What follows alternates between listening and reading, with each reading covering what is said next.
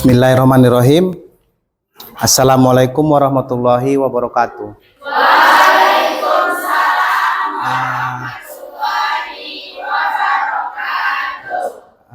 Bagaimana kabarnya hari ini?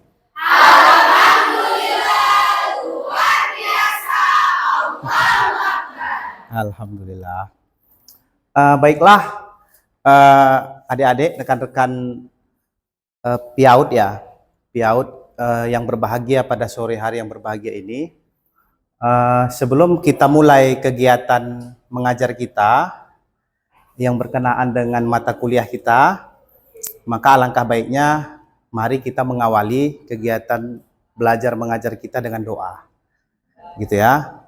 Maka salah satu dari adik-adik atau kosma ya, untuk bisa membawakan doa kita pada sore hari ini. Ya, silakan. Siapa? Oke.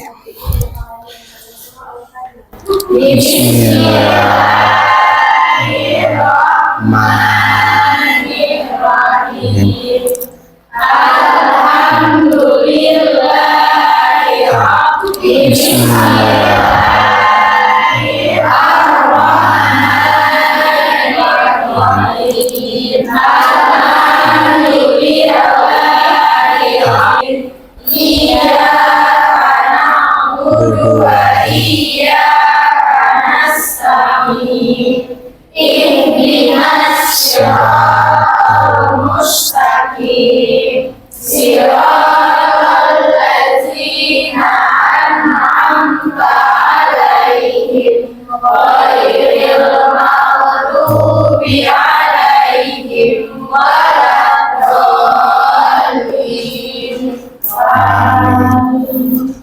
Amin amin ya rabbal alamin wa nahnu ala dzalika minasyahidin.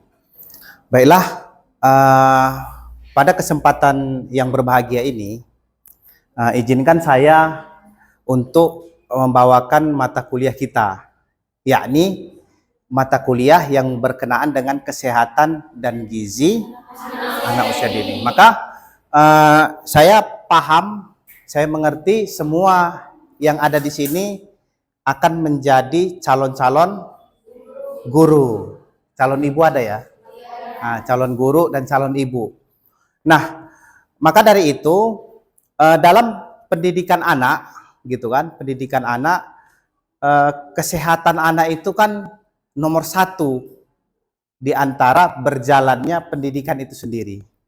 Nah, gitu ya. Jadi di samping kita mengajarkan ilmu pengetahuan kepada anak, maka anak itu harus dibekali dengan kesehatan juga.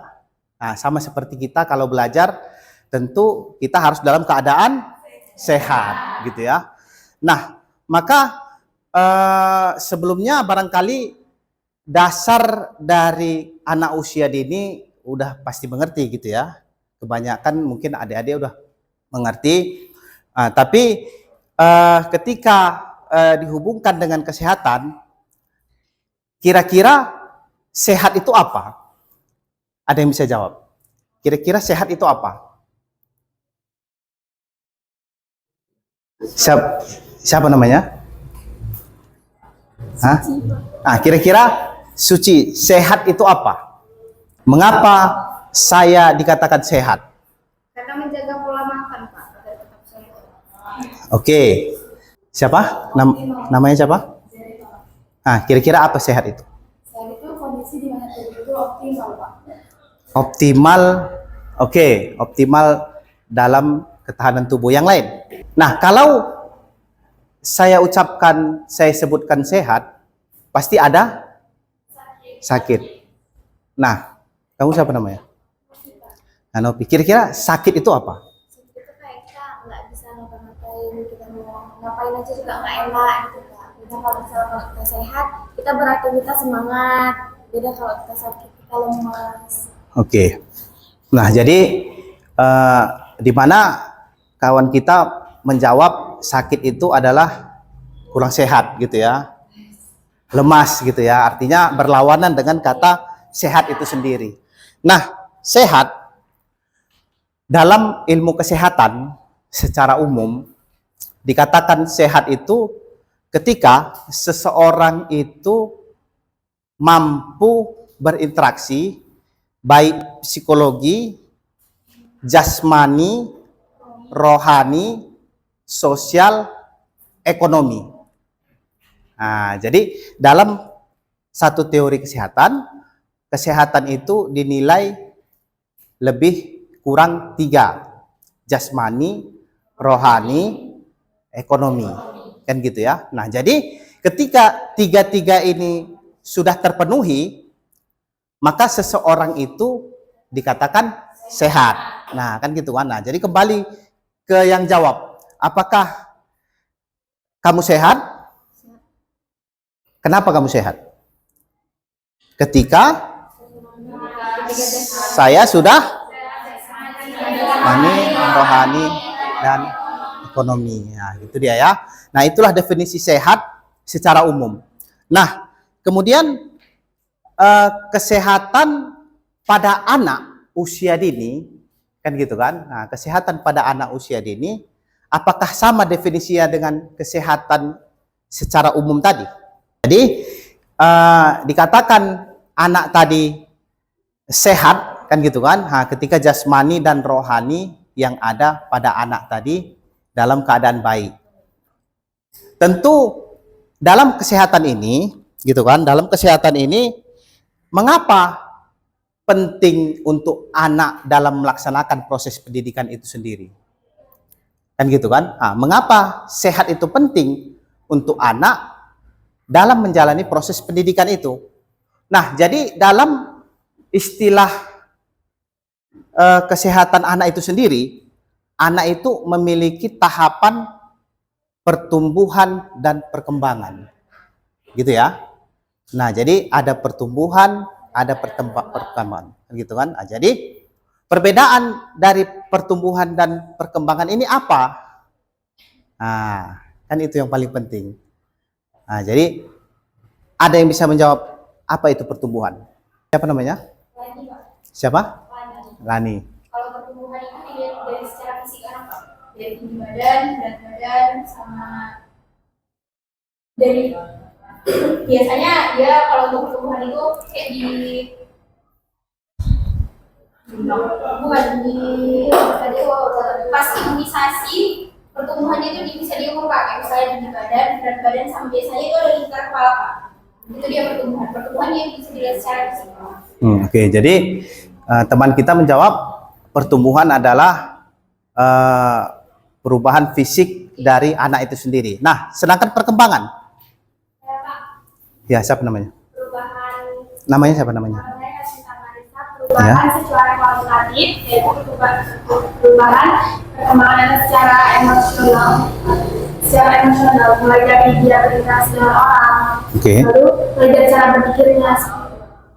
Salah satu perkembangan pada anak interaksi dengan orang, sosial emosional, di mana perbedaan yang mendasar dan mencolok antara perkembangan dan pertumbuhan dan perkembangan adalah kalau pertumbuhan dapat diukur, kemudian perkembangan dapat diukur dengan memiliki metode yang berbeda dengan pertumbuhan itu sendiri. Nah, kan gitu ya.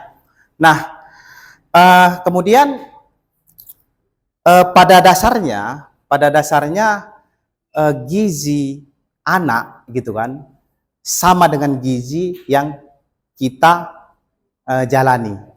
Nah, jadi anak-anak itu mungkin makannya sama seperti kita, artinya apa yang kita makan itulah yang anak-anak kita makan.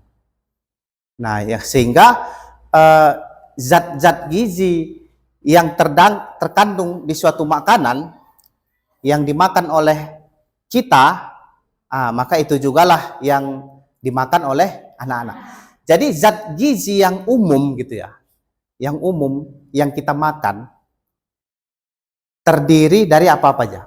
Maksudnya zat gizi. Nah, ini pelajaran dasar dari makanan yang kita makan sehari-hari. Jadi selama ini apakah kita tahu yang kita makan itu apa, kandungannya itu apa, fungsinya untuk apa, kemudian dampak yang terjadi pada tubuh kita itu apa? Nah, maka zat gizi itu terdiri dari, nah siapa? Namanya siapa? Siapa yang jawab? Siapa namanya? Zat gizi itu ada kalsium, protein, vitamin B, C, D, dan lain-lain. Nah, oke. Kalsium, protein. Nah, jadi secara umum zat gizi itu ada. Kalau dua, apa aja zat gizi itu? Oke, zat gizi makro dan zat gizi mikro. Gitu ya. Nah, zat gizi makro dan zat gizi mikro terdiri dari zat gizi makro berapa macam? Jangan-jangan yang kita makan selama ini kita tidak paham sama sekali. 3, yaitu pertama karbohidrat, ya.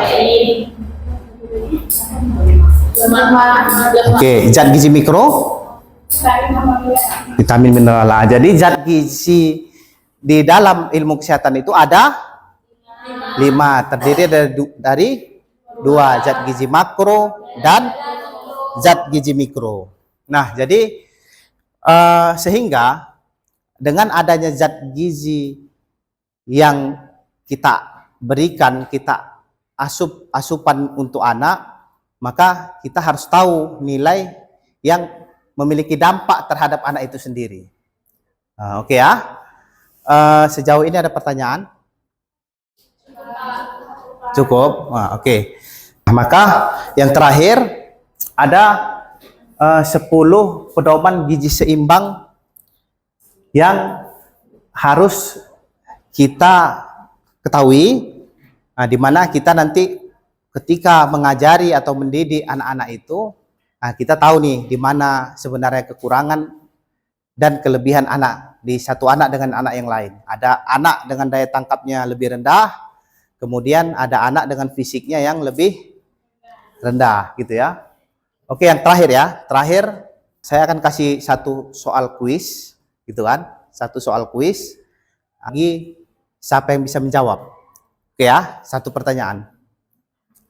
Sebutkan satu program pemerintah yang sedang galak dilaksanakan untuk meningkatkan gizi anak usia dini. Siapa yang bisa jawab? Terakhir. Ya, maksud saya pemerintah yang mana yang melaksanakan program stunting itu? Ngerti maksud saya? Tapi pernah dengar ya? Pernah dengar ya? Baik di media sosial, di berita, atau di media cetak dan sebagainya gitu ya. Nah, jadi salah satu program pemerintah yang galak adalah program pemberantasan stunting, masalah stunting ya gitu ya. Oke lah. Barangkali ini yang dapat kami sampaikan, saya sampaikan, lebih kurangnya mohon maaf. Mudah-mudahan apa yang kita sampaikan, kita pelajari hari ini memberikan manfaat untuk kita, anak-anak didik kita, kemudian keluarga, beserta masyarakat di lingkungan di mana tempat kita tinggal. Nah, barangkali ini yang dapat saya sampaikan, benarnya dari Sang Pencipta, adapun kesalahan dari saya sendiri. Wabillahi taufiq wal hidayah. Wassalamualaikum warahmatullahi wabarakatuh.